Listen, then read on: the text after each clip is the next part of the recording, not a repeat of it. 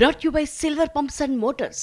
Top quality और consistent performance के लिए सिर्फ सिल्वर पंप्स नाम याद रखना.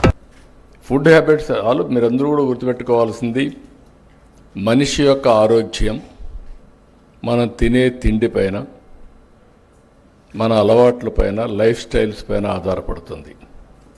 అందుకే చాలా టెక్నాలజీస్ వచ్చాయి, అవన్నీ నేను మళ్ళీ మాట్లాడతాను. కానీ ఈరోజు ప్రపంచం మొత్తం ఆహారపు అలవాట్లు పెరిగి ప్రోటీన్ రిచ్ ఫుడ్కి వెళుతున్నారు.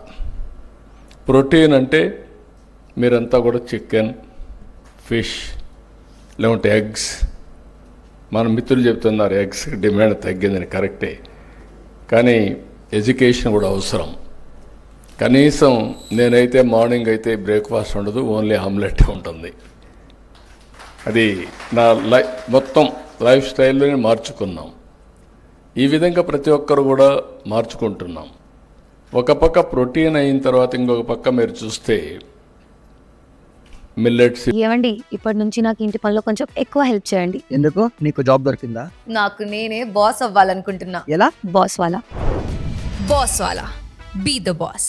ఇవన్నీ కూడా వస్తున్నాయి బ్యాలెన్సింగ్ కోసం. ఇంకొక పక్కన ఫ్రూట్స్ అండ్ వెజిటబుల్స్ బాగా పెరుగుతున్నాయి.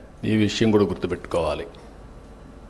దీనివల్ల ఇప్పుడు మొత్తం ప్రపంచం అంతా కూడా హార్టికల్చర్కి ఎక్కువ ప్రాధాన్యత వచ్చింది.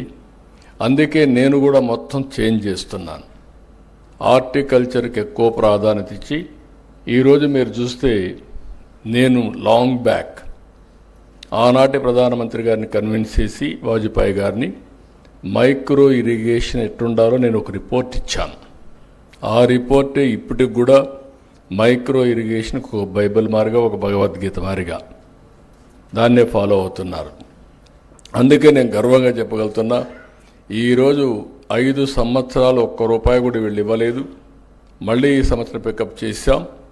దేశంలో మైక్రో ఇరిగేషన్కి నెంబర్ 1 రాష్ట్రం ఏదంటే దానికి చిరునామా ఆంధ్రప్రదేశ్. 16 లక్షల హెక్టార్లలో మైక్రో ఇరిగేషన్ పెట్టాం, ఆటోమేషన్ పెట్టాం. ఈరోజు మీరు మైక్రో ఇరిగేషన్ వచ్చినాక ఆటోమేషన్ వస్తే యాప్ ద్వారా ఎప్పుడు కావాలంటే అప్పుడు ఆన్ చేస్తారు.